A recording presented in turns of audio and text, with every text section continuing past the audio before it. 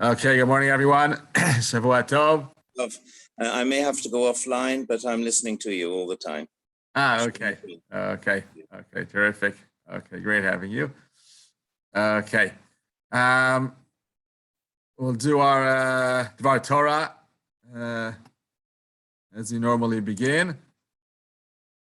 And then, so I get the loudspeaker louder. And then I think we can return to HaOhel Shabbos. We've done most of the practical halachos of Shmitah. There's obviously tons and tons more to learn about Shmitah, but this is a more practical shiur, more practical class. So I think we've done most of the practical situations. We'll see. We may mention one more thing that we're not sure we touched on. Yeah, I think we did also about buying holy Shmitah produce, that the money becomes holy, and always the last thing. Yeah, we did that too. Okay, so we'll continue our HaOhel Shabbos course, halacha. I hope I remember the right place where we were when we paused for Shmitah. I hope we'll go back to the right place. At least I have a bookmark in the book, so I hope it's not lying. Yeah, we didn't move around.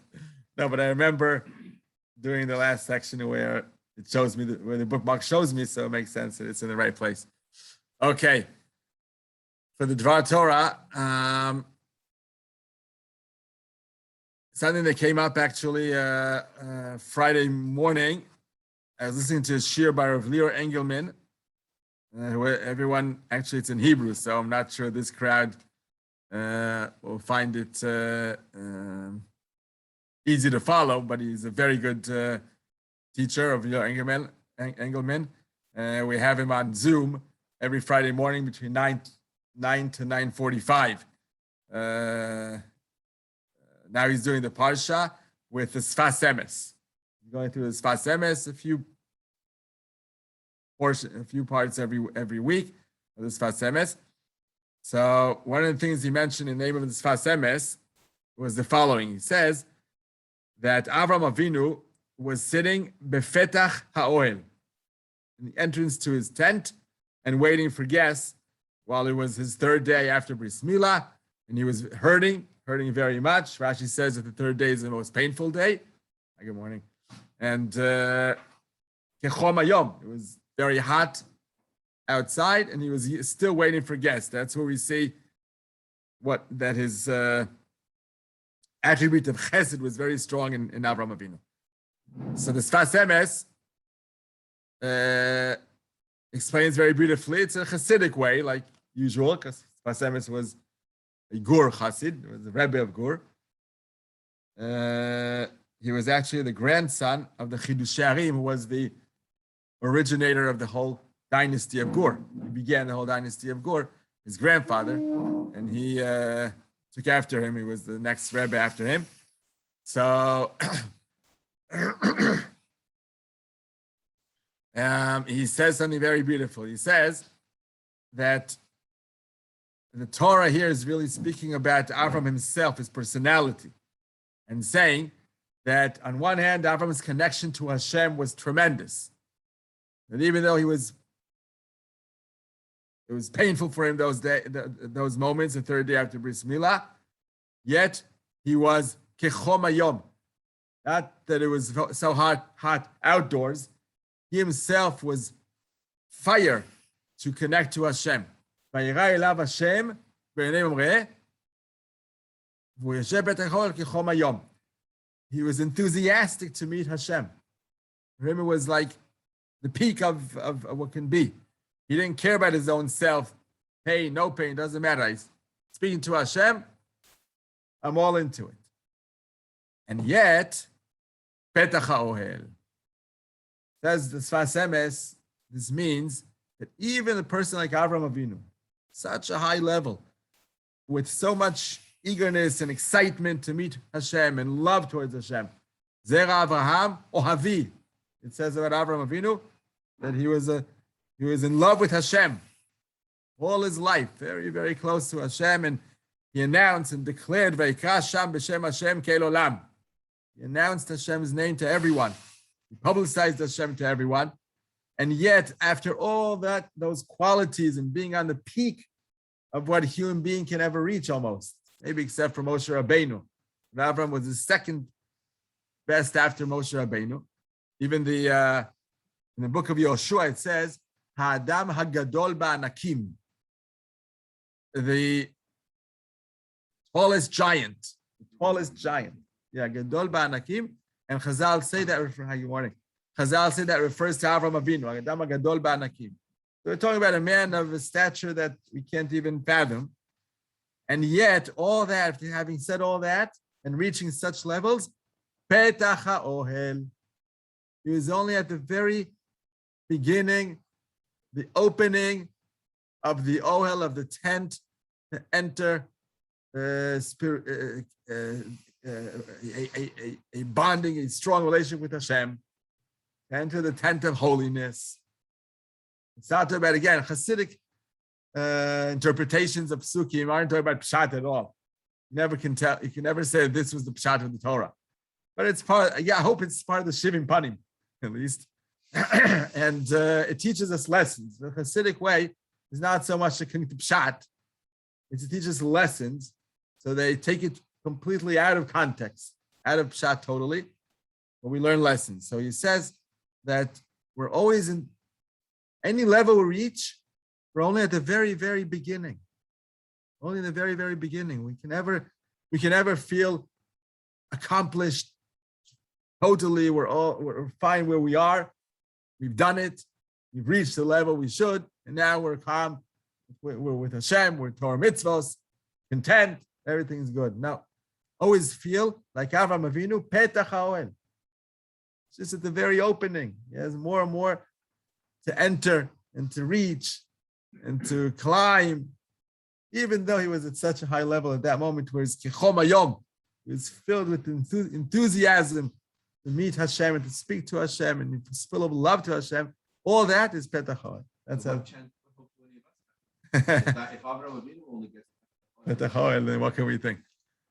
It just means, by the way, I think the answer to your question is easier than it sounds. How come? Because we're not expected to reach Avram Avinu's level. The Reb Zusha story, exactly. Reb Zusha said he was no simpleton. He was also a very, very high level Jew that really, really climbed up to high levels and didn't make anything of himself. He was very modest, very pious. But he said, when I go up to heaven after 120, they won't ask me, why weren't you Avram Avinu? Why weren't you Moshe Rabbeinu? Why weren't you Yeshua? They will ask you, why weren't you Zusha? That's the answer to your question.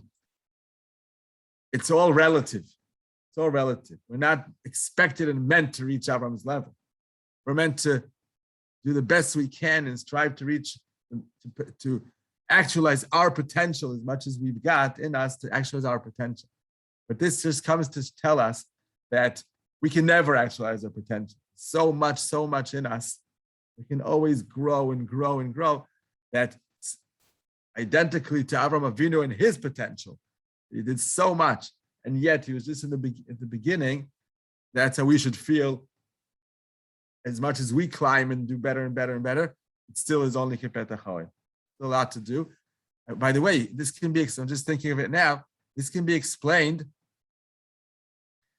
There's the same concept scientifically. Scientists tell us that each one of us uses only around 10% or less of their brain. There's much more in our brain that we can absorb and remember and think and analyze than we use our brain. Less than 10% of our brain is really used. Imagine all that we know. Now imagine you take Rav Ovadia Yosef on one hand and us on the other hand. It would seem like he used 90% of his brain. But it's not true. He may have used more than normal, but it's not true. He was also Petach HaOhel. It was also only a little percentage of his brain was used. Obviously, it's not documented, but I heard this same Gersa with Einstein. Oh, yeah? Einstein 20? Wow. That's double. Yeah. Double. That's double, but it's still not so much. It's still only a fifth of what he could. It's still going. Wow. Unbelievable. Right. So it's the same idea. That's on a scientific level and more on the intellectual level, IQ level.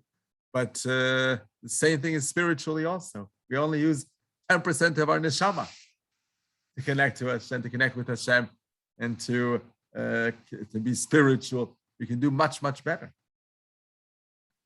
And this doesn't mean necessarily that we have to leave all materialistic sides of our life in order to strive to become holier and holier. That's not the meaning.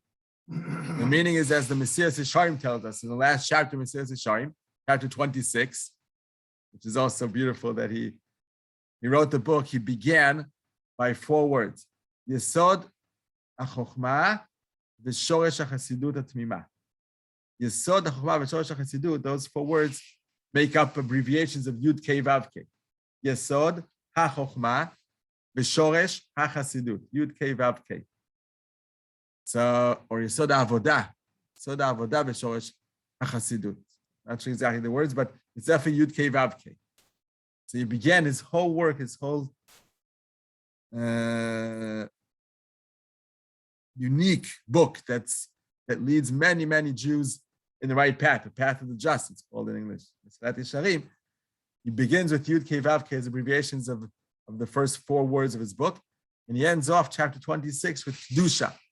He goes up and up the ladder. There's a ladder there that he helps us climb by different attributes that he discusses.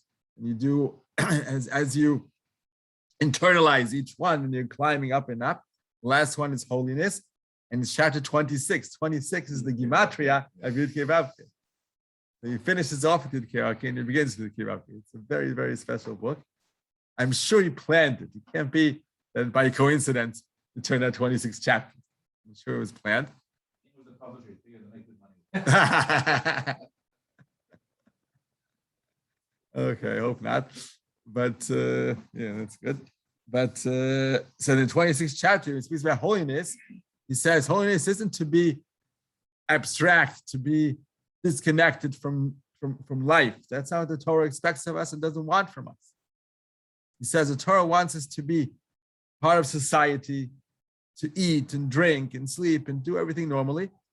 But it's not only the fact, which many times Musar books teach us, that how do you eat with holiness? How do you not spend your time completely materialistically with all the mundane daily issues? You always have in mind that you're doing this in order to learn Torah better. Let's say I'm eating in order to gain strength to learn Torah better. I'm sleeping in order to gain strength to learn Torah better. Everything I'm doing, materialistic, daily, secular stuff that I'm involved in, it's only to learn Torah. It's only to do mitzvahs better. It's for that reason I'm doing it. Shai says much more than that. It goes much, much higher than that level. That's also a very nice level, and it's very hard to achieve on its own, because many times we're eating because we're enjoying the food. We're just like what we're eating, and we're spending our time on a meal, we're going out to eat in a restaurant because we enjoy the materialistical side angle of things, not in order to learn Torah better. That itself is a high level. I'm not trying to belittle that level. But the Messiah Shai goes much, much higher. He says Kedusha is that we pay attention to what we're eating for the sake of eating. But in what way? We feel we're eating from the altar, the Mizbeach, as if we were eating Korban. Each and every meal we have at home or outside, wherever it is, we feel the holiness in the actual food, not in order to learn Torah better. We're feeling that Hashem supplies this to us, and we eat the way Hashem commanded us to eat, with all the proper brachos and the kashrus, and to be gentle and not to eat too much and to eat healthy, all the different restrictions and correct way of eating. So it's like our body is elevating the food by eating it, and now becomes part of our body. and our body should be as holy as possible because we do only what Hashem wants and we go in Hashem's way. We're the peak of the path of the just. We're chapter 26. We've gone through so much perfected ourselves so much that we feel now that we're elevating the world by any conduct, any action we do, materialistical as it may be. It's now part of holiness because we, as people who have reached and climbed to that level of holiness, we're involved in the world. So it makes the worldly issues become holy themselves, not because it's going to help us learn Torah. It becomes like a mitzvah when we eat. It becomes a holy action to eat because we are holy. So we're doing exactly what Hashem asks of us, and that's part of our life, and we're elevating. What is the whole point of a Korban? The Korban was meant, lehit karev, Korban, it's in the word lehit karev, to come close. To come close to Hashem. In what way? So one of the ways that the Mefarshim explain is that we're taking an animal, that's a very materialistical creature, it has nothing to do with holiness. An animal can't be holy. There's nothing holy about an animal. We're taking the animal and elevating it to become a korban to Hashem, to help us come closer to Hashem by sacrificing this korban, this animal. So the animal itself becomes holy flesh, holy skin. Everything about it is now holy. The moment we took a vow to sacrifice this animal to Hashem. We said, "Harei zo olah, harei zo chatat, harei zo shlamim." The moment we say that, we declare, we announce that this is going to be a korban, then it becomes holy. Now it's like kedushas mizbeach. It's the holiest level any materialistical object can reach. Kedushas mizbeach. It's now you can't work using that animal anymore. You can't ride on it. You can't cut its giza. Can't cut its shear it, right? Shear it, the wool. And you gotta bring a korban if you do anything. Right, korban chat, meila, right? Meila chatas, right? And if it, and you have to keep it without any blemishes, no mumim. You keep it away from anything that can harm it. It's very, very holy. So we've elevated the animal to a much higher level than it was before. So it's not in order to learn Torah we sacrifice them. The sacrificing itself is holiness. We're involved in holiness by the mere fact of sacrificing the animal. Same says in Mesilas Yesharim. This is a very, very, very high level. This is something that it takes a lifetime, if at all, to ever reach this level. That when a tzaddik, a person who's in that kedusha level himself, eats any food now, his table is like the altar, his table is like the mizbeach, and the food is like what's being sacrificed to Hashem. He's consuming products that grew from the ground, products that were animals, like meat. He's consuming artificial. Today we also have artificial products that are made chemically. Whatever it is, he's now elevating it to become part of his body. So the food becomes holy. It's part of our body.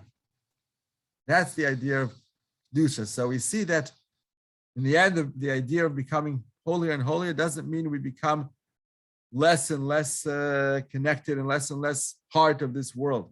On the contrary, we're involved in the world in such a way that makes anything that we do, any actions that we do in this world, in the worldly manner, make them holy. So it's not to escape this world, it's to be involved as much as we can in order to make this world holier. That's the idea. And definitely if we're talking about attributes of such a person, he's very gentle, he's very kind, he's very giving. It's a whole kiddush Hashem of a person. People respect because they see how wonderful he is as a personality. That makes the whole world climb up more and more towards Hashem. So anyhow, back to Avraham Avinu. So we said that no matter on what level we to what level we come to and reach in our life, it's always going to be a small percentage of our ability, of our potential to reach. Yeah. So yeah. So then when this was said, so then this is all this Fasemis that's saying this idea. So he adds another point in the end. He says that, and this connects very well to what we just explained now. We elaborated over it. He doesn't mention all the Mesirat Yesharim and all that we said now, but it's definitely connected. And then he adds one more point. He says, such a person who is up to the level of Kedusha, of the highest peak of human beings, Adam HaGadol Ba'anakim, Zera Avraham Avi, all these expressions that the Tanakh speaks very highly of Avram, says as Fasemes in the end, any small move that Avram did in his life, even a small move of being kind to someone or having 3 strangers come in and feeding them, all these small mundane daily actions, they create tremendous influence in the world. The holier the person is, and the more involved he is in this world, like the Messiah Shami said, not disconnected, he's involved in the world, any small step he makes creates waves and waves of influence. He's not even aware of the influence that he does. It's also scientific. That's like the idea of a butterfly moving its wings in Antarctica, and it creates some change in the world for thousands of miles away.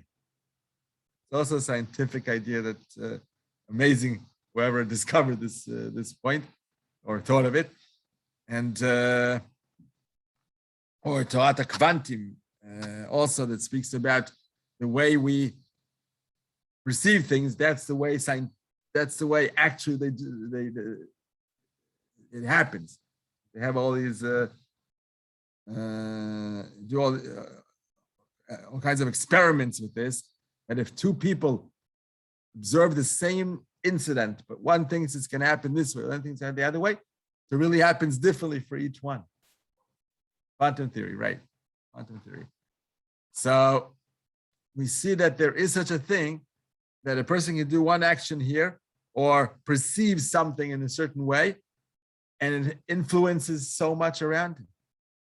And the greater the person is in holiness, the more influence they have, even if they're not going out there and influencing, actually going out there and preaching and teaching and trying to influence them. The mere fact that they're living such a holy life, that creates waves of influence. I'm not saying this comes instead of going out there and influencing. It's in addition to the actual influence that this person has when he preaches and teaches the right way to many people, and then they listen, and then they hear it directly. Besides that, every action he does creates positive influence. And this we learn also from the opposite side of the negative, in the negative world. Beautiful piece that Rav Kook speaks about, and it always amazes me when I see it, that how real this all is. It's all real. This isn't a superficial type of thing. It's more real in the world than this table here is real. The fact that spirituality works, something real. There are physics of spirituality, much greater than there are physics of nature. So, Rav Kook explains this on the episode when Shaul, the king Shaul, was commanded to wipe out Amalek, totally wipe out Amalek, because he was the first king of Israel to be in the country of Israel. And one of the main mitzvahs of a king is to demolish Amalek off the face of the earth. That's a mitzvah of a king. There are 3 mitzvahs of the king. That's one of them that he should carry out in the beginning of his kingdomship. So the story goes that he wiped out most of Amalek, but he left 2 things.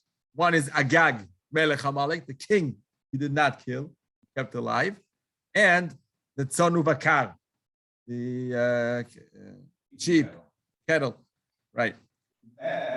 Right. Umeh kol hatzon hazeh, right? Meh kol hatzon hazeh, exactly. In the Tanakh there, it's amazing. Instead of ma kol hatzon hazeh, when Shmuel rebukes Shaul for leaving over these parts of Amalek, so he said he hears the sound of the sheep. He's instead of saying ma kol hatzon hazeh, which is a normal way, it says umeh kol hatzon hazeh. So they make out that he could have been saying it in imitating their sound, the sounds they make. Anyhow, so Shmuel, of course, Hashem is very angry at Shaul for leaving over these the sheep and the king. It's funny, from the top to the bottom, like the lowest parts of Amalek, the sheep and calf, and the king were left. So he's very angry at that. So Shmuel expresses Hashem being displeased with him.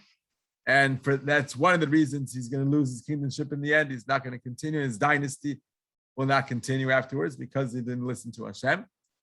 And then Shmuel, of course, they caught Agag. He was imprisoned by the Jews then. So Shmuel asks for Agag to be brought to him.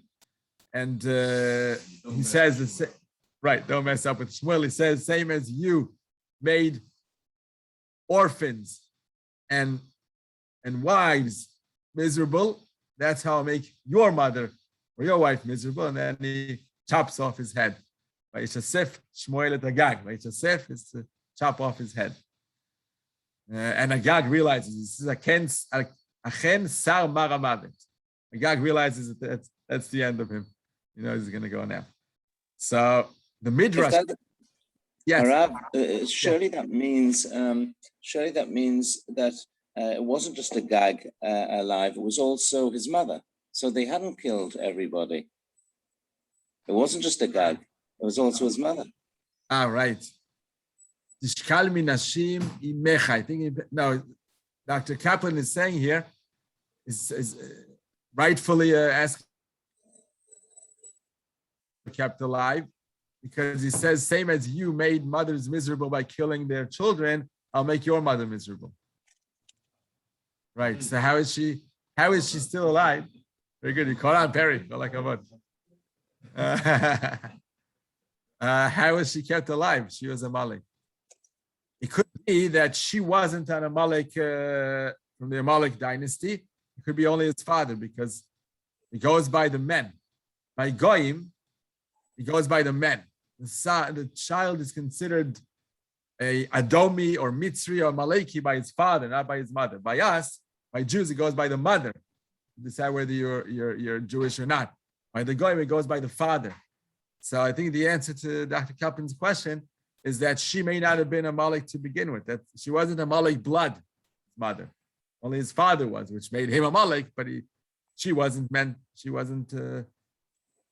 to be killed because she's not a Malek. That could be. He was a big lad as well. He was a big fellow. What's that? He was a big fellow. Oh yeah. Wasn't he a giant? Wasn't he meant to be a giant? No, that's not Og. That's not Og. That's not Og. No, it's not Og. No, Og was a police. This sorry, Og Melech HaBashan. Og Melech HaBashan is from the eastern side of the Jordan River, the Golan Heights, maybe you're right. No, this is Agag. It's way after. Years after. Okay. Yeah, right.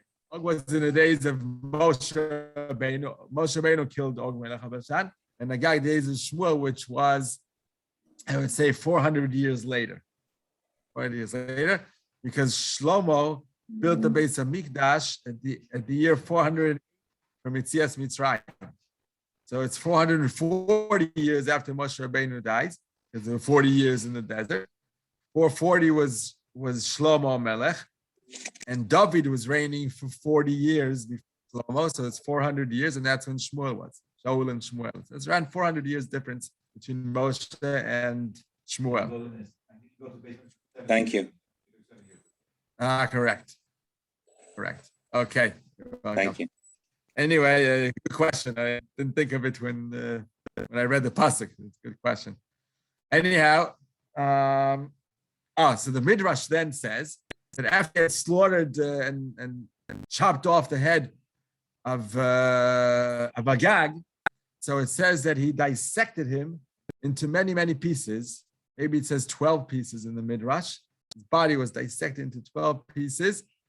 And I don't know how many pieces, it says into pieces, and he threw them in the field for the Nemiot, the wild cats, to eat him up. That's what it says there. So Rav Kook, that's the Midrash. Rav Kook asks, why was that necessary? It doesn't say that in Tanakh. In Tanakh it says he chopped off his head. That's it, he's dead.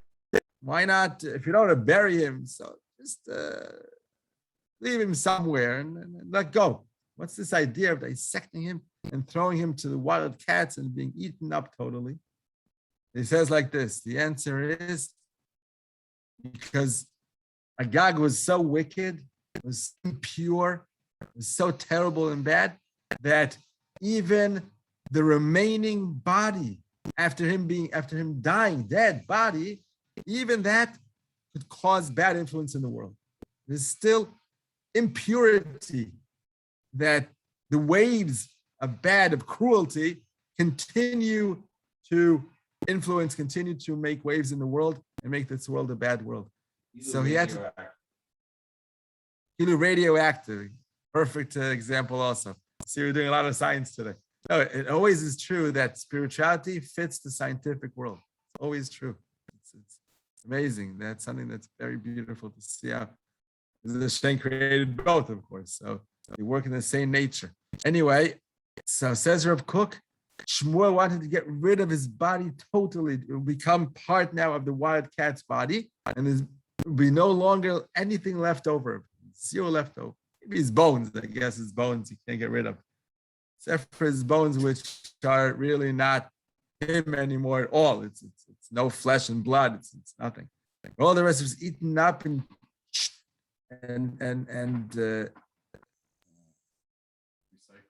recycled, right? It was changes made into a different body totally, right? Because the flesh of the wild cat now. There's no more remaining flesh of Agag in the world. So from this we learn Kal Vachomer, 500 times greater is the positive angle than the negative. We say Dolam midat tova midat poranut pi 500. 500 times greater is the positive side of the world than the negative. So if in the negative side of the world there is such an influence on things, just because the remaining body of a wicked person is still existing, then definitely in the good side, when a tzaddik is alive or dead, after the death of a tzaddik, it still creates waves and waves, like radioactive waves in the world to make this world better, a better world, more perfect world. That's how you say it. Tzaddikim b'motam nikraim chaim. Tzaddikim, after they die, they're still considered alive. Because of this, like radioactive, sort of speaking, or influence. They're still, they're aware about their essence, the fact that their body is still in the world, that makes a positive influence. Besides that, it's all their teachings and their attributes as while they were alive, keep on going because students continue in their way. That's why they're considered still alive. Okay. So one last message. That was the Sfas Emes, all based on the Sfas Emes. We just elaborate over it with a lot of examples and ideas. But one last point that as I was listening to the Shir on Friday, I don't know why it came to mind. I suddenly thought of the comparison of the words Petach HaOhel, which we said that after all that we did now, Avraham Avinu being so holy and everything, he just began enacting his potential. He had much more to go. He's only Petach HaOhel, the only beginning of the tent of Hashem, of being close to Hashem. So he suddenly noticed that these two words, Petach HaOhel, appear numerous times by Ohel Moed. It says many times, V'kavtem oto Petach Ohel Moed, V'yamod Moshe Petach HaOhel. Numerous times it says Petach HaOhel by Ohel Moed. Now this is something very interesting. I checked it in the Bar Ilan CD, where you can find every word in Tanakh in a second, how many times it appears. So I checked the words Petach HaOhel. They appear 56 times in the Tanakh, in the entire Tanakh, not only Torah. 56 times it says Petach HaOhel. 90% of the time, or even more than 90%, is Petach HaOhel Moed. It's all about that in the books of Shmot, Vayikra, and maybe Bamidbar a little bit. That's it. You're not talking about the rest of Tanakh. It doesn't appear at all, because there's no more Ohel Moed in the rest of Tanakh. It becomes the Mishkan, it becomes the Mikdash. There's no more oil. Ohel Moed is only in the desert. So we're talking about Petach HaOhel. 92.3% is that, and very few times besides that is Petach HaOhel, is the expression Petach HaOhel mentioned in the Tanakh, entire Tanakh. There are 3 times, I believe, in our parsha, and yesterday's parsha Vayera, 3 times. By Avraham Avinu waiting for the guests to come, and then I believe there's just one more time besides all that, the Ohel Moed and Avraham Avinu. There's just one more time, and that is by Yael and Sisra. And it's very interesting when it appears the words Petach HaOhel there. Sisra was a Knani emperor, general, right? And he fought against Israel. There was a whole big war. That was when Dvorah and Barak went out to war against him, and they defeated the Knaanim of those times. And he ran away, and he became very, very tired. And he found this tent. He went in, or the person Yael, who was the owner of that tent, came out to him, and he asked if he can hide there. She's able to hide him there. She was from the Keni. She wasn't from Am Yisrael. She was from the Keni. So the descendants of Yitro, the descendants of Yitro. So she let him in, and she knew that he was a wicked man, but she let him in. She gave him milk to drink, made him even more tired. And then he said to her, Amod Petach HaOhel. That's where the expression Petach HaOhel appears. Amod Petach HaOhel. Stand and guard the opening of the tent so no one comes in to kill me. So when she realizes that he says Amod Petach HaOhel, he should have said Imdi. He's speaking to a female. Amod is to a man. He's a female. So she realized how tired he was. He completely is so weary and so tired. He's not even speaking correctly. That's one chazal. There's other chazals also. Oh yeah, yeah. Okay, I can understand what you mean. Okay, but right now he is expressing it in the wrong way. So she knew he was very tired, and she let him have that milk and all that. He fell asleep, and then she herself took the makevet, like a hammer, and yated oil, the spike. Thank you, the spike of the tent. Took it and hammered it into his head, killed him on the spot. Very courageous. She was a man. For doing that, she could be considered a man. Yeah, not too many women would do. Not too many men would be able to do such a thing, but he was worthy of it. Of course, it was the right move.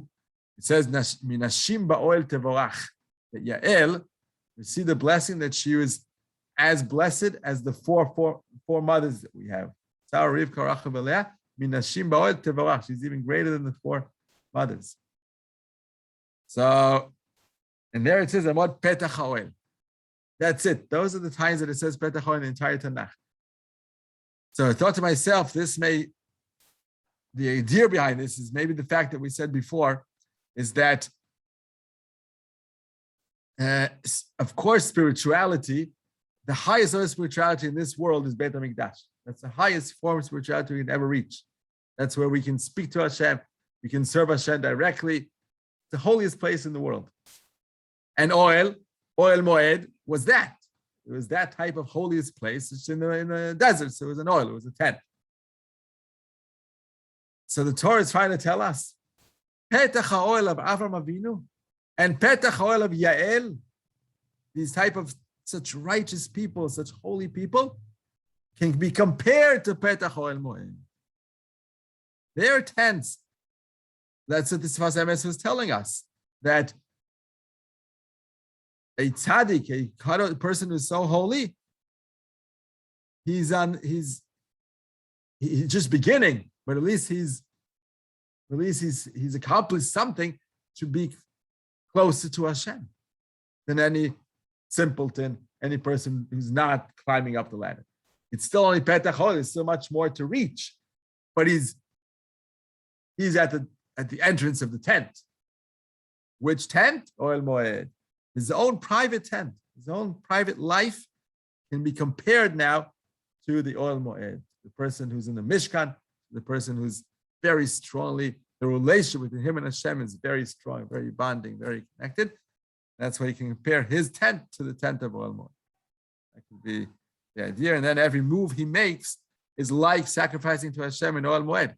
Every food he eats, every action he does is like serving Hashem in Ohel Moed. And therefore it has influence over the entire world, like the Ohel Moed had influence over the entire world. That the Chazal say that had the Goyim known how much good Beis Hamikdash does to them, for them, they wouldn't have destroyed Beis Hamikdash. That's what Chazal say. Goyim had no idea that by the fact that Beis Hamikdash exists and the Jews sacrificing and the non-Jews also were able to accept sacrifice of non-Jews as well. We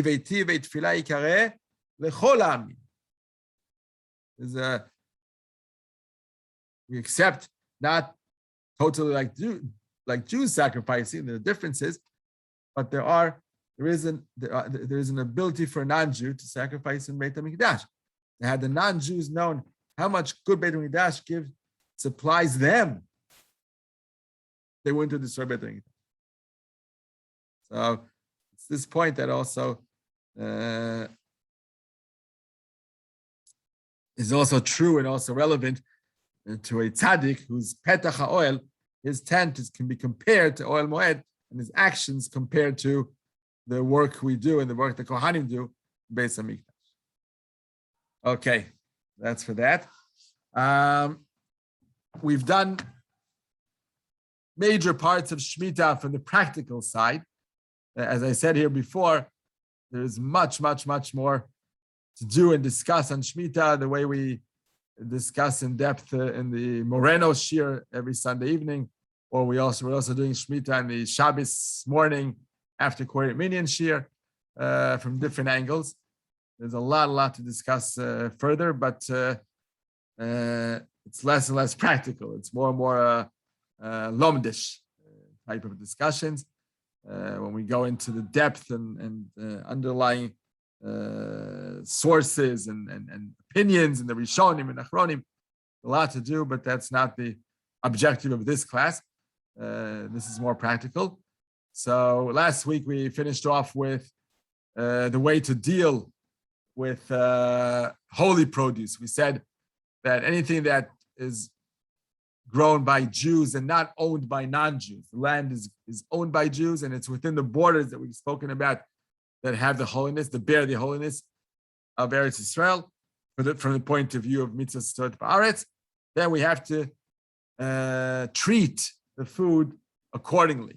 And in quick summary, what we said was, firstly, make sure you don't waste any of that holy produce coming from Otzar Beitin, let's say, or those who don't believe that a goy that owns the land removes and cancels the holiness of the land. Like the Mabit, who held that way, and the Chazon Ish went accordingly. His opinion was that's the proper halacha. So according to them, we said that Beis Yosef argued that it's not true, that the holiness goes away, is canceled by a non-Jew owning the land. And we said that most of the other rabbis hold similarly, like Shlomo Zalman and others, that the goyish produce owned by a goy owns the land. Any produce that grows from that land is not holy. You don't have to regard it as holy fruits and vegetables. You can dispose of it normally, and you can waste some of it. I mean, it's not good to waste food in general every year. Bal Tashchit, which is, I think it's a nice additional side point of Shmitah, and that is to make us aware that food we don't waste. We don't waste food. We spoke about many ideas behind the Shmitah year. What does it come to teach us? What moral lessons can we learn in the Shmitah year in general? To supply for the poor, to remember that Hashem owns everything, all these types of messages, great big messages. But one of them, or maybe a more side point, but it's also something we learn from the Shmitah, that we don't waste what we get. Hashem supplies such stuff. We pay money, we buy things. Here, other people would need any food we can give them. And here we go and throw it easily into the garbage. That's not the right way to treat, and anything, not just food, anything we own. We shouldn't treat it in such a easygoing way that we don't care about if things get ruined or get thrown or get lost. Who cares? That's not the right way. It's bal tashchit. Be careful and use properly all that we have. Anyhow, so we said that if it's holy produce, like otzar beitin, which the beitin supplies to us by use of by using the grocery stores and supersals and all that, they are the messengers of the beitin to supply to us fruit, produce that was grown from Jewish land that wasn't sold to a guy in a certain way that it's permissible to do. So when we buy that, so at home we have to make sure we're not throwing away any parts of that food, that produce that can be eaten. So we say we have to have a Shmita bag or Shmita garbage pail, a small container that we throw in it for 2-3 days in a row any leftover fruits and vegetables which bear holiness. Today, for now, in Mar Cheshvan, Tafshin Pei Bet, no fruits are holy yet, because the fruits only become holy when it's chanata, when they start blossoming within the 7th year. All fruits now that are picked from the tree have begun in the 6th year. So for now, we don't have yet any holy fruit, but we do have holy vegetables. Vegetables go by the time you pick them from the ground, not by the time you plant the seeds. So picking from the ground, there has been since Gimel Tishrei and onwards. Since the day after Rosh Hashanah already, the farmers were picking vegetables from the ground. So we definitely have holy vegetables. So those, we try to finish as much as we can, finish them and eat them as much as we can and consume them totally. Whatever is left over, people can finish, or we cut off the two ends of a cucumber. We cut off the ends, which also should not be thrown in the regular garbage, even though we normally do that all year round, every year. Anytime we eat a cucumber, we always cut off the ends, or most of us do. But during the Shmitah year, we still are afraid that maybe we cut off a little bit more than we would have at different times. So there may be some of it that we could have eaten. So we put those ends that we cut off, we put them into this Shmitah bag. What's the point of a Shmitah bag? The point is that we're not throwing it into the regular garbage pail, which is full of garbage, inedible garbage, disgusting stuff. The moment we throw in this leftover salad or ends of a cucumber or a half-rotten tomato, which we're not happy to eat, but there is some edible stuff in it. So we don't throw it into the regular garbage, because the moment we throw it into regular garbage, that second we've made it inedible. That's called hefsed. You can't make it inedible directly with your direct action to ruin it. We can't ruin the food directly. Now, by throwing it into regular garbage, we're ruining it directly. So therefore, we put it into a special bag, which does not have disgusting stuff in it. All it has is these remaining parts of a salad or of a vegetable that we throw in. Sometimes the peels, if we peel a vegetable, so if it's totally inedible, no one eats it, and no animal, because even animal food bears holiness to it. If no animal and no human being would eat the peels that we're peeling, so we like let's say if we're peeling a grapefruit, I don't think there's any human being or animal that eats the peels of a grapefruit. The peels of a grapefruit you can throw into the regular garbage. There's no holiness. But if you're peeling an orange, that's holy. Not yet, because we're not holding yet. The oranges that are coming out now are not yet from Shmita year. It's going to be more in the winter time of Tafshin Pei Gimel of next year. That's when we're going to have oranges that are going to be holy from Kedushat Shvit. It's very confusing. We're going to finish the year, but yet a lot of the fruits that we'll be having after Rosh Hashanah of next year will be holy fruits. So orange peels are definitely eaten. We make those orange peel, chocolate covered orange peels. Yeah, they sell them in the store and people eat them. So they are definitely edible. So we should not be throwing them into regular garbage, rather into this Shmita bag or Shmita pail. What's the point? Because then we're throwing it just 2 or 3 days at once, keeping stuff in that bag. It doesn't have time to rot yet. It's not rotting yet. It's still edible. No one will actually eat anything from that bag, but at least it's not directly ruining it by direct action. It's indirect. It starts rotting much later and starts being inedible much later than the moment we threw it in. Whereas if you throw it into the garbage pail, which has all the icky stuff, disgusting stuff in it, then that second becomes inedible. No one is going to eat it. You can wash it off, but no one's going to do that from the garbage pail. No one's going to take it out and wash it. But if throwing it into such a bag, it's not made inedible that moment. It's not ruined that moment. It's ruined later. And that's not considered ruining.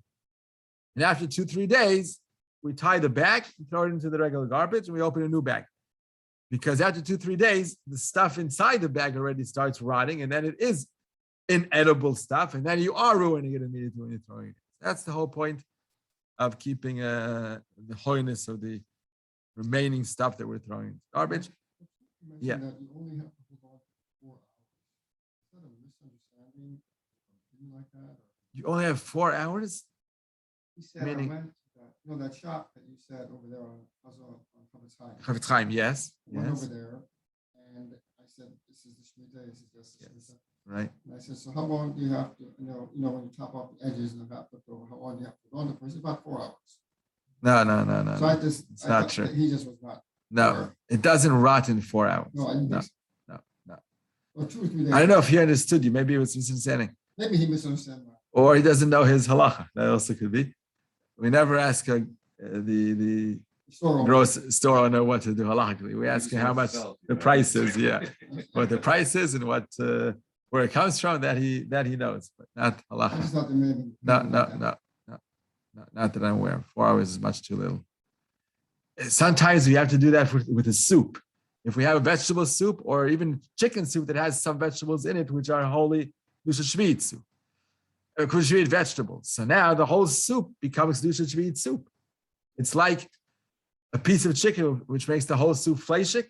So a piece of vegetable makes the whole soup holy now. So now you can't dispose of it in the sink. You can't pour out the remaining soup that we did not eat into the sink. What do you mean? Yes, to be the kept. bones of the chicken? Can you throw out those bones? Or they'll have Yeah, to- bones are inedible. We're talking only about food. Well, actually, you're right. Because 'cause dogs eat. chicken soup. You could put cheese in your chicken soup. Obviously. Right. Obviously, you have vegetables in your chicken soup, so everything becomes holy. No, it's going to say bones aren't edible, but it's not true. Dogs eat bones. So it's edible. So it's animals. We said anything that's edible to animals has Kedushat Shvit in it. So you're right, bones as well. So how do you dispose of a soup, leftover soup that no one wants to eat anymore? What do we do with it? Put it in that bag. It's full of liquid water and stuff. It doesn't go. It doesn't work well. So the post can say what you just said now. Leave it out overnight. Leave it out overnight. Don't throw it into the sink. Don't throw it into any garbage pail. Just leave it out overnight. It's going to spoil. The moment it's spoiled, then it's inedible. And you haven't done anything directly to spoil it on its own. But again, 4 hours would not be enough. It has to be at least overnight, if not 24 hours. You have to make sure it's kept in the pot on the counter somewhere for at least overnight, at least 12 hours, if not 24. When it's totally ruined, spoiled, no one could eat from it. And then you can dispose of it normally. And you can throw it into the sink. People who spritz soap into things like that, they're not acting, that's not appropriate. heard people say that you can, cover soap now. You've actually destroyed it. No, that's very bad, right? You destroyed by action now. You did an action to destroy it. That's very bad. The opposite. The opposite is supposed to do. People told you that for Shmita purposes? Do that. But No. Very bad. Wrong. Very wrong. That's to ruin something, direct action ruining something. That's very It's wrong. almost like credible source. I never heard of some even bringing someone say that idea. I never heard of that idea. But it's wrong. It has to be let to rot on its own and not you ruining it. That's lo'chla v'lo le'efsed. You can't do that. So leave it out, and then it's ruined, and then you can throw it. There are poskim, by the way, that make life easier, and they hold that you can, instead of having this Shmita bag and waiting 3 days with all the stuff in it and then getting rid of it, quite a few poskim hold that you can, each and every time you want to throw away leftover vegetables or fruits that have the birk dish and shvis in them, just put them in a plastic bag, a sandwich bag, a small bag, tie the bag, and throw it into the garbage. That's it. Each time, you don't have to wait 3 days and all that. Why? Because the moment you're wrapping it in a bag and tying the bag, then you're not ruining it immediately. Because even if it's in the garbage, with all the stuff that's inedible, the food inside the bag is still left edible. When does it become inedible? Either if the bag is in there for 2-3 days, so the stuff rots inside, or when it gets thrown into the truck, the garbage truck, and then it tears open, and then it gets ruined because it's with all the garbage stuff. But in both cases, it's not direct action. A direct action. It happens on its own later on. So quite a few poskim hold that that's good enough. You don't need to save the stuff in a bag. But I saw in the footnote of the Shulchan Shlomo, which is Shlomo Zalman's teachings of Shvit, in the footnote, not in the name of Shlomo Zalman, he quotes someone else there. I don't remember if it even mentions the name of the rabbi who said this. He said that that's not good for Shmita.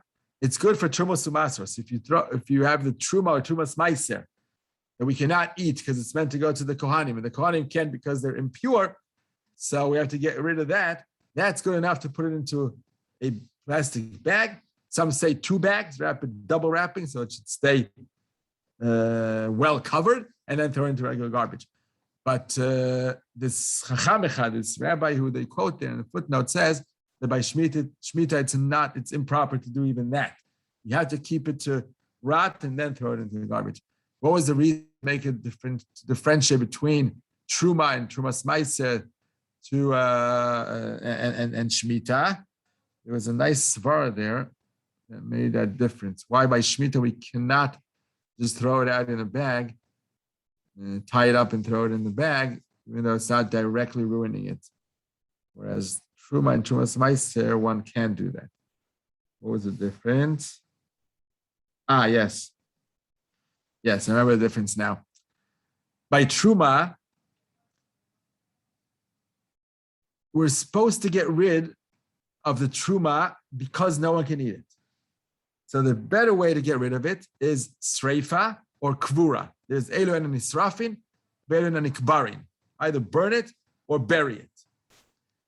But the whole idea is to get rid of it, because if anyone by mistake eats it, he's over a very stringent, a very bad sin.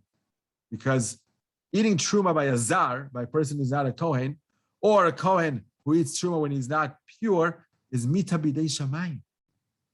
The penalty for that is death penalty. But today, everything, all the truma is Rabbanan. The Rabbanan, correct. What you're saying is- Perfect. Good, you added that. All the truma today is the Rabbanan, so it doesn't work today.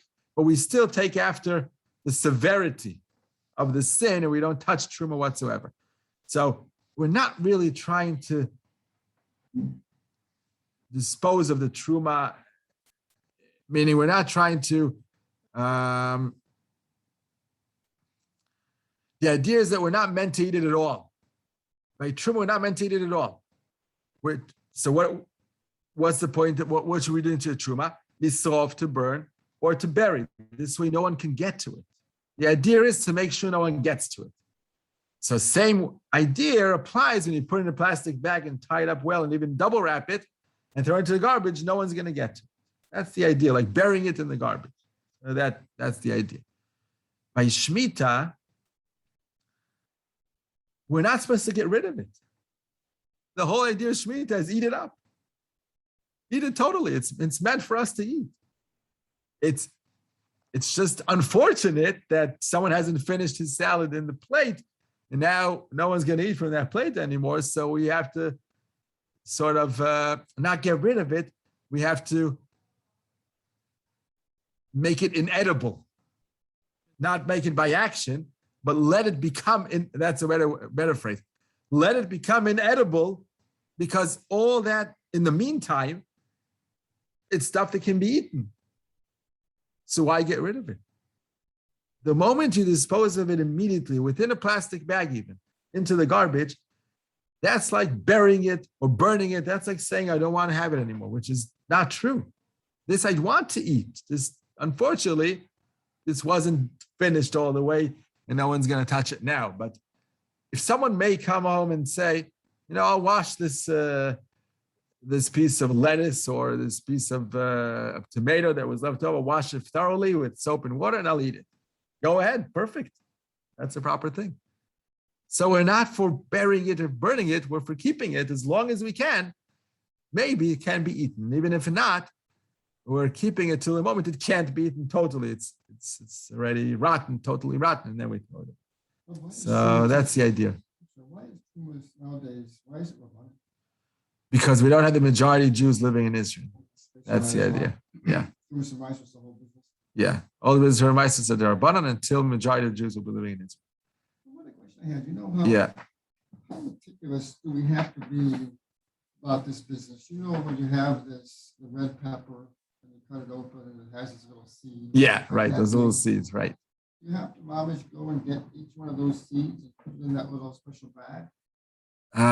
Those seeds, I'll just repeat the question for those on Zoom. Sender here was asking, how about the red pepper, green pepper, yellow pepper, all those peppers that have inside them those small seeds that people prefer not eating them? How meticulous do you have to be, how careful to be to put each one of those seeds into the Shmitah bag and not into the regular garbage? I would say that they're definitely edible. It's not like They are edible? they are edible, yeah. Yeah, people, but I think people go for it intentionally, but you can easily swallow them and it can be part of your meal afterward, part of what you eat from the pepper after all. If you don't take out every single one of those seeds, so they're eaten with the pepper.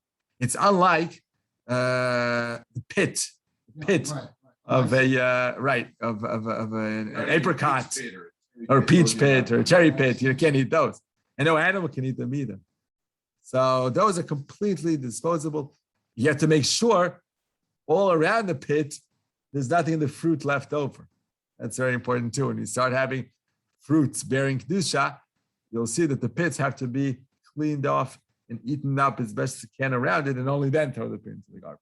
So you're saying anything that is totally inedible, you can treat as garbage. Exactly. Anything that can be eaten, even if it can be eaten only by an animal. Correct.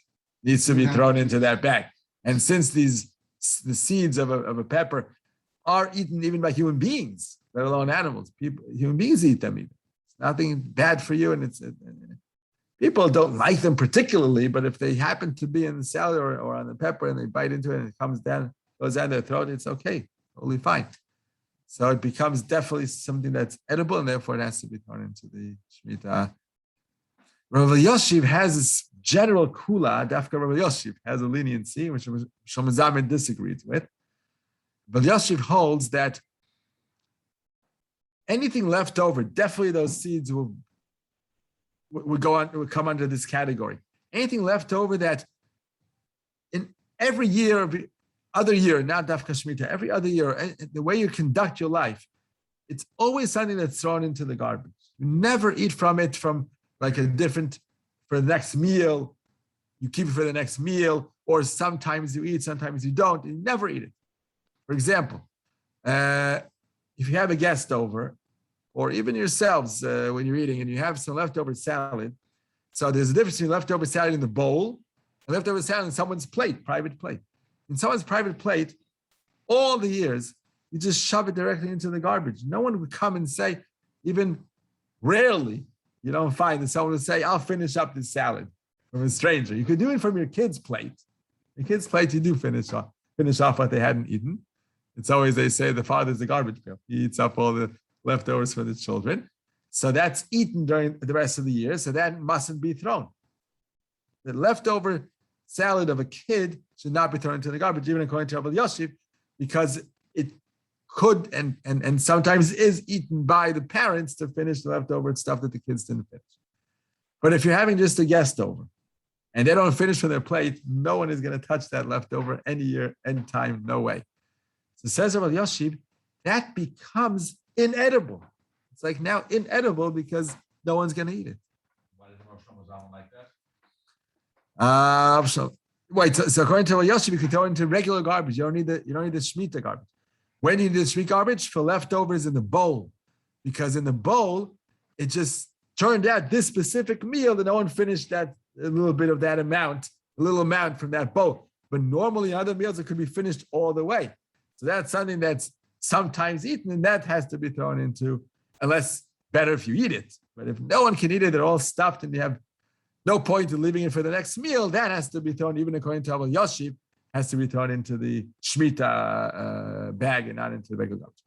So Mezama didn't like it. He said that any leftover food that's left over from anywhere and from any place, you have to throw into the Shmita bag.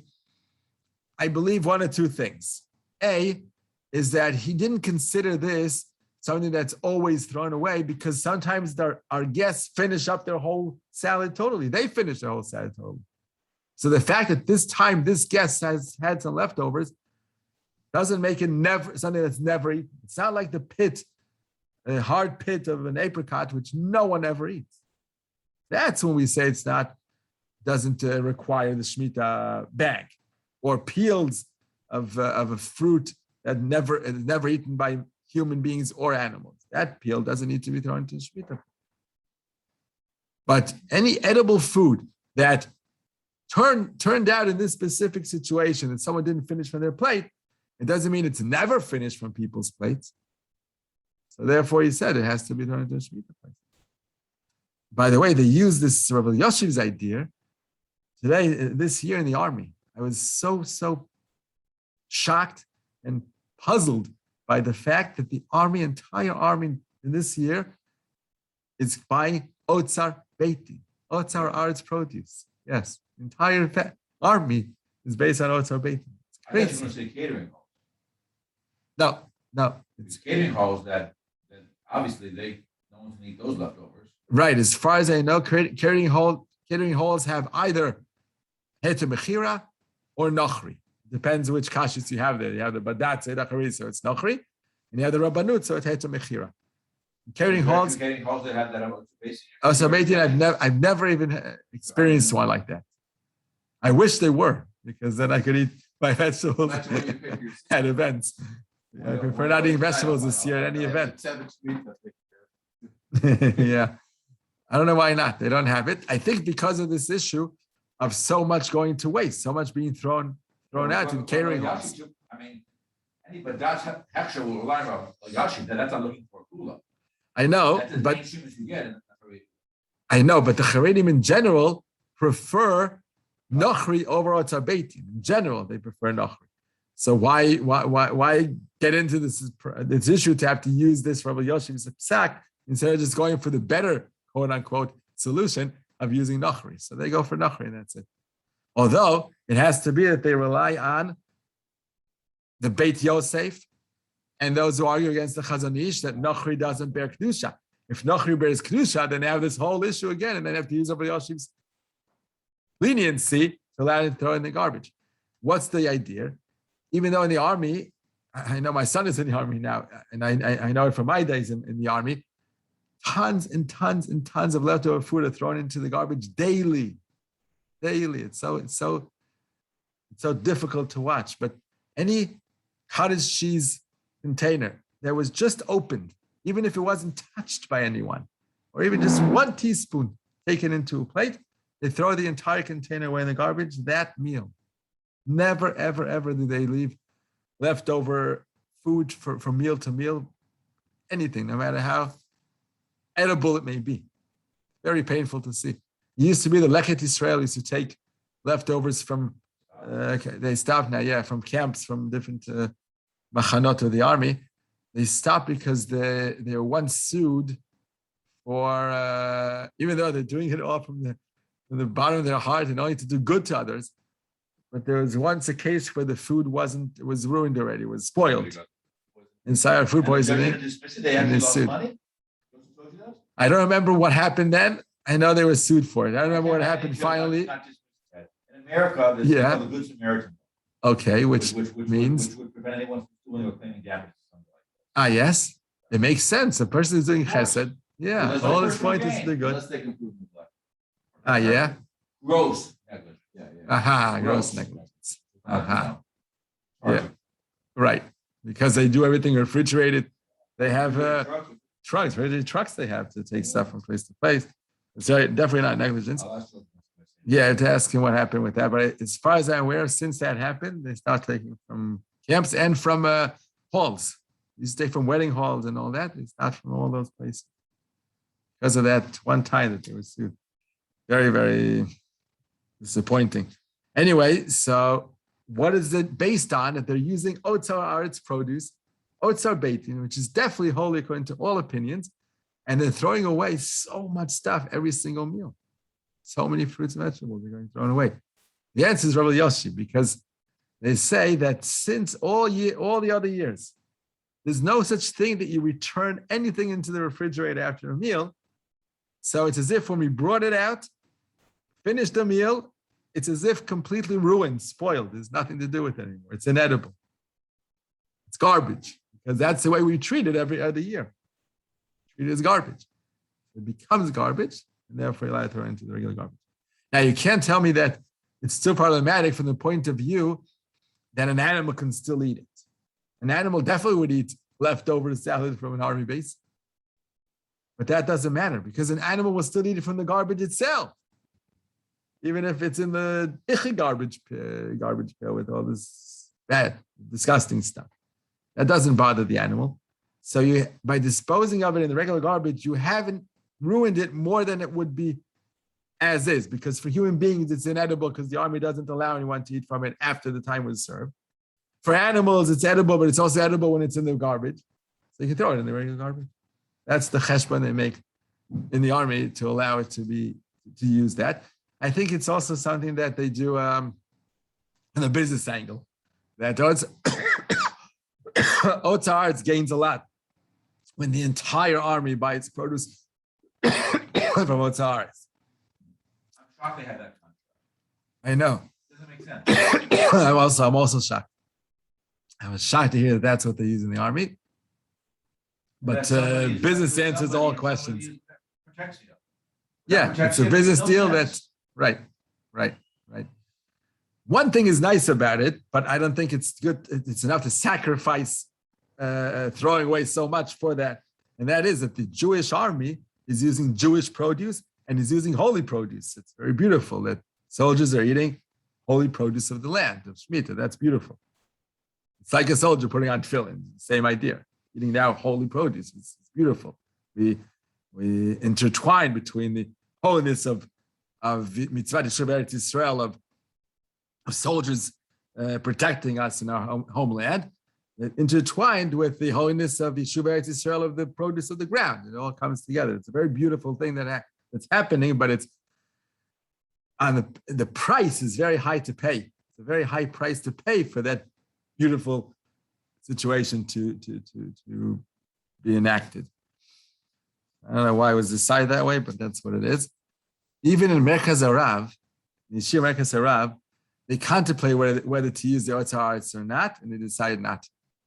Every Shmita, they always have a discussion before what produce to take, and they decide not to because of all the waste that goes from what comes out of the kitchen, doesn't come back into the kitchen. They decide to take Heter Mechira. Merkaz Arav, that's what it was in my days also. When I started Merkaz Arav, I was there only 3 years, but it happened to be a Shmita year, one of those 3 years. and they use Heter Mechira produce.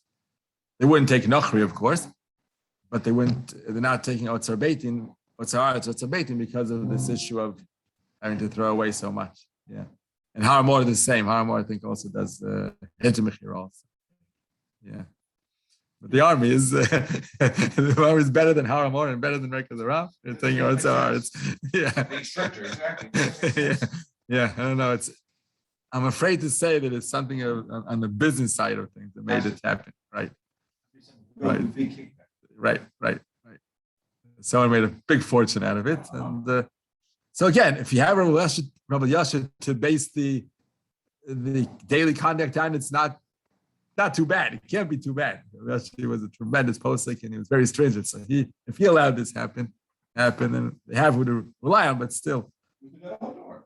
Yeah. One of the Gdolei Hador in his previous generation, right. No, definitely. But again, from my point of view, at home, we don't do that. We don't throw away into the regular garbage leftover salad from a person's plate. We throw it into the Shmita bag because, again, we can't pick and choose where it's comfortable to use this posek or that posek. So Mazaman, if he became personally our posek in our home, and then we keep to his guideline and not pick and choose what to use. But how do we know when fruits are being shipped? So first of all, there's a website of the Mechon Torah Ve'aretz. It's called Mechon Torah Ve'aretz. They deal with all the mitzvahs of Ba'aretz and they're very professional and all this. So in their website, they have a chart of each vegetable. By the way, the question is also good for vegetables. Some of the vegetables were still picked before Rosh Hashanah Tashim Pei Bet till now. Yes, there's Gidulei Shishit, like the potatoes, the sweet potatoes, these hard types, maybe onions, right? These hard types. It's been 7 weeks, but still they refrigerate them. They keep them. Yeah. I just bought myself on Friday from the Shmita store on Sheshet Hayamim, the other one, not the Chafetz Chaim one, the Sheshet Hayamim one.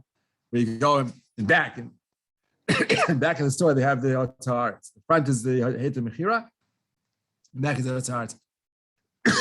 So I just bought sweet potato, and it says on each one it's marked where it's from. Shishit, Shvit, or Ole Mitzrayim, Arava Dromit. It tells you each and every vegetable where it's coming from. So on the sweet potato. Yeah, it's always interesting to compare. In that store, you can easily compare between the Heter Mechira prices and the Otzar. It's in the same store, it's just front and back. So I didn't have time to go and compare each thing, but it's an interesting thing to see it. But so the batata, the sweet potato, said on it Gidul Shishit.